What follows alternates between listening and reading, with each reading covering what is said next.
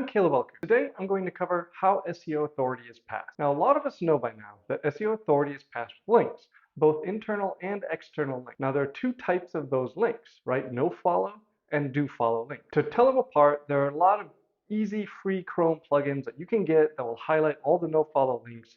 Or if you don't want to go that route, you can open up the source code on any website and see if the link is nofollow, any other attributes that the link might have. You're looking for rel equals quotation, nofollow, end quotation. That will be on any nofollow link. You can do a control F to find it. Now, nofollow link, by definition, does not pass any SEO authority. Okay, this is actually a link type that Google created in 2005 for the express purpose of not passing SEO authority. Google wanted a way for webmasters to be able to link to other sites that would benefit their users without necessarily providing a vote of authority. Dofollow links do pass authority, but not all dofollow links are created equally. Now, I've said before that roughly half of Google rank position is the strength of your backlink profile. To be more specific on that, what I really mean is that the strength of your dofollow backlink profile. So let's take a look at three different types of dofollow links. First, you have links from the nav bar on the top and footer on the bottom of websites. Second type is the sidebar links, usually on the right or the left. And third, the most important, editorial links embedded in the content. The nav bar links, footer links, sidebar links, they don't pass significant amounts of SEO authority. Even if they're dofollow, Google knows how to recognize this type of link and knows that for users to navigate the website. These types of links are nearly all websites. They're not there to pass SEO authority. The editorial link, which is an in-content link with anchor text, now those pass SEO authority. So when we're trying to get links, either internally or externally, we want those links to be editorial links. Even if we think about something like an author's bio box, where there's generally a link in the bio box that goes back to your website, we know that Google doesn't count those bio box links as nearly as much. We also know that Google doesn't count blog comment links as much. Google likes editorial links. This is where most of the SEO authority is going to be passed. Now, another important concept that a lot of people don't fully grasp is that SEO authority is not lost or diminished by outbound links. Okay, this is important.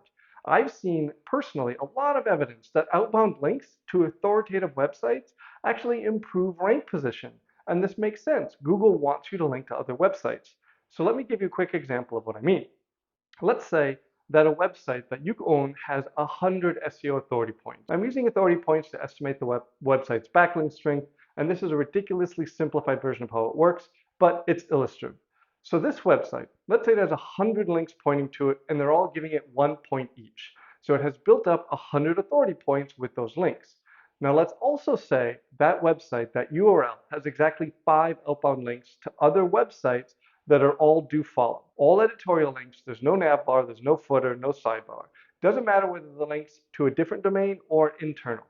So every one of those will receive about 20 points of authority, 100 divided by 5. And our website will still have 100 authority points, right? You do not lose authority by adding outbound links. As I mentioned earlier, having outbound links is generally positively correlated with improving rank position.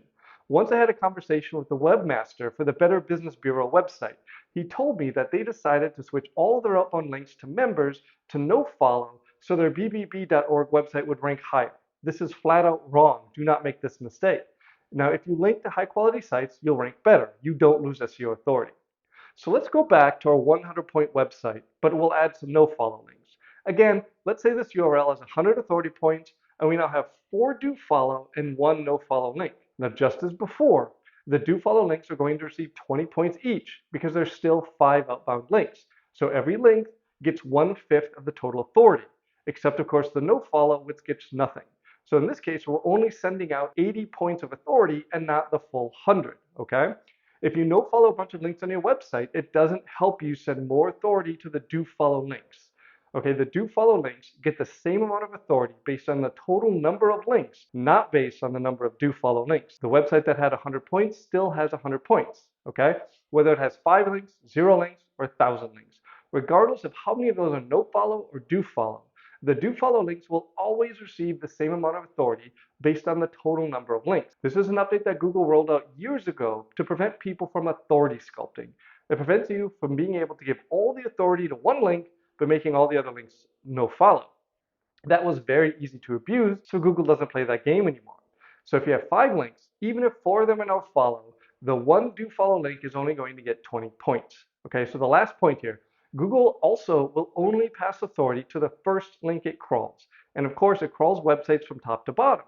That means it will almost always see the nav bar links first. So if you have a link to a URL in the nav bar, and you also have an editorial link to that same URL, you generally will not see SEO authority passed because Google saw the nav bar link first.